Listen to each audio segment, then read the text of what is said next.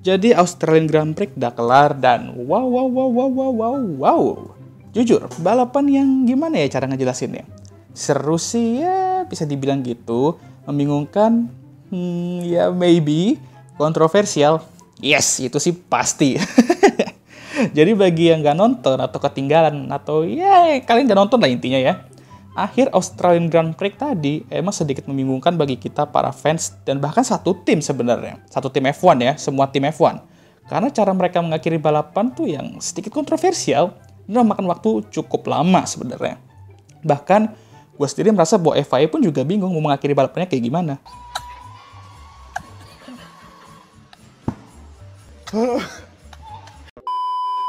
Tapi sekarang gue mau bahas kekacauan di akhir balapan Australian Grand Prix 2023.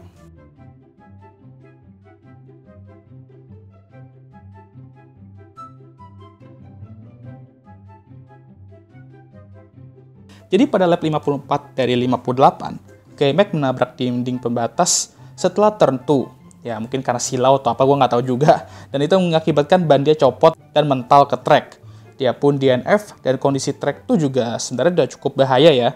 Dan safety car pun dikeluarkan. Logisnya sih kalau balapan berakhir di belakang safety car. Mengingat perbaiki tembok yang rusak, membersihkan serpihan-serpihan, dan mengeluarkan mobil K-Mag dari track itu akan cukup memakan waktu.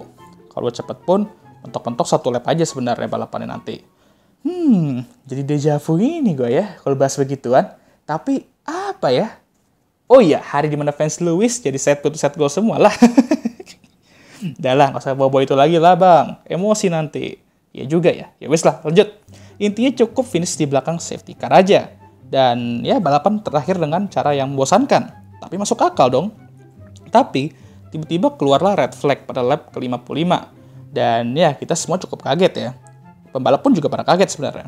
Kaget karena sebenarnya insiden K-Mag itu gak bikin track kacau-kacau amat. Dan ya balapan dah tinggal dikit lagi gitu kan. Gak perlu red flag sebenarnya, tinggal San Modri aja di belakang safety car, terus kelar dah balapan. Beres-beres, balik hotel atau balik ke base ya kan. Tapi ini red flag, dan ya ini berarti kita nantinya akan balapan sebanyak 2 lap lah paling ya kan. Kasus ini rada mirip sama Azerbaijan Grand Prix 2021. Tapi waktu itu, red flag karena beberapa tim tuh khawatir sama ban Pirelli yang meledak terus kayak mesin George Russell tadi. Jadi dikibarkanlah red flag agar semua tim mampu mengganti ban demi keamanan semua balap saat itu. Dan secara entertainment pun juga nggak gagal, karena setelah restart, balapan itu sangat entertaining cuy. Banyak kejadian yang menarik.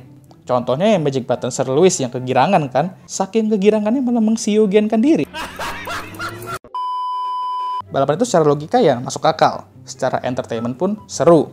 Tapi kalau yang ini, Australian Grand Prix 2023, secara logika ya sedikit aneh sebenarnya. Karena secara keamanan ya aman-aman aja sebenarnya. Dan ban Pirelli itu juga nggak ada tanda-tanda mau meletus kayak yang kemarin itu di Azerbaijan. Meskipun banyak pembalap udah komplain sebenarnya soal tire deck ya kan. Banyak yang bilang, oh gue nggak bakal bisa ke finish dipakai ban ini dan ya bla bla bla bla gitu semacam itu. Tapi nyatanya mereka bisa finish itu, gue yakin.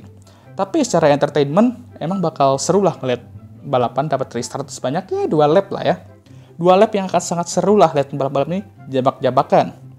Dan ya ngomong-ngomong soal itu, saat balapan di restart, beneran jambak-jambakan mereka dan chaos juga. 2 Alpine crash, Nando sama Kartono senggol-senggolan, dan banyak insiden lainnya di belakang sampai-sampai 6 mobil tuh ada kali terlibat dalam insiden. Nah, hal-hal kayak gini tuh bisa aja terjadi saat restart, apalagi pas standing start. Cuman yang bikin bingung tuh ya dikeluarkan lagi tuh red flag setelah kejadian yang chaos itu di awal restart. Ini FIA tuh Anthony Taylor gue pun nggak tahu. Hobi banget sama yang merah-merah. Nah kenapa red flag itu? Padahal tinggal San Modri 1 putaran lagi aja tuh ya. Di belakang safety car. Dan udah, that's it gitu kan. Kenapa harus red flag lagi dan memperbingung suasana gitu? Lalu kalau bahas soal hasilnya ya gue setuju sama kondisi yang udah terjadi nih. Karena ini udah red flag. Juga ya, masuk akal kalau hasilnya ditentukan dari hasil sebelum restart. Cuman ya ujung-ujungnya sia-sia aja restart ya kan. Hasilnya sama aja kayak sebelum kejadian K-Mag. Bedanya ya duo Pink Panther ini yang apes banget karena nggak bisa lanjut balapan. Karena udah terjambak mobil mereka. Di sini aja sih menurut gue salahnya. Red flag setelah insiden K-Mag ya gue tahu itu biar balapan dapat berakhir dengan cara yang lebih seru dan gak boring. Apalagi udah banyak penonton yang datang ya kan. Ada 444 ribuan penonton tuh yang datang. Mereka layak diberikan pertunjukan yang seru. Dan gue setuju aja kalau red flag dan restart yang digunakan dibandingkan dengan finish di belakang safety car. Itu gue setuju. Kalau dari segi pembalap ya jelas mereka ya mayoritas lebih milih finish di belakang safety car. Karena ya udah tinggal dikit lagi balapannya, ngapain gitu kan capek-capek balapan lagi untuk posisi. Apalagi pembalap posisi terdepan ya kan. Mereka nantinya bakal rugi nih kalau turun. Situ udah bener, anehnya ya ngapain red flag lagi setelah kekacauan di restart. Hasilnya ya gak guna juga restart. Seperti gue bilang tadi, karena posisinya ya sama aja seperti sebelum kejadian K-Mac.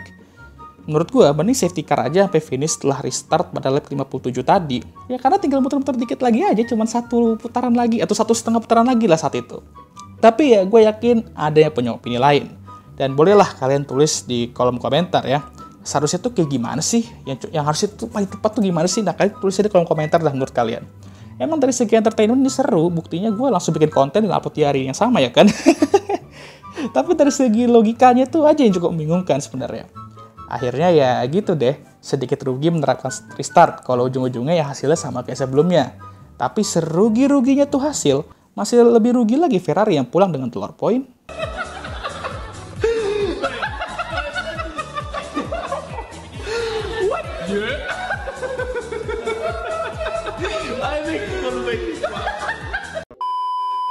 Ya, balapan yang cukup membingungkan, kontroversial, tapi ya seru lah, dapat dijadikan bahan topik konten gitu kan. Tapi ya gimana menurut kalian? Tulislah komentar kalian di kolom komentar. Dan ya, sekian aja untuk video kali ini. Video ini cukup singkat. Ya, ini pertama kalinya ya gue upload di hari yang sama. Ya, semoga aja viewsnya kenceng lah ya. Anyway, karena gue udah upload di hari Minggu 2 kali, next video bakal hari Kamis ya gue uploadnya. Karena jatah hari Selasa udah gue pakai untuk minggu ini 2 kali. Ya, karena gue sibuk juga sih sebenarnya. Oke lah, sampai situ aja. Jangan lupa like, subscribe, dan share video ini. Dan jangan lupa juga untuk menyalakan lonceng notifikasi agar kalian semua tahu ketika gue ngupload video baru. Dan I'll see you guys next time. Goodbye. Dan ya, have a nice day lah ya.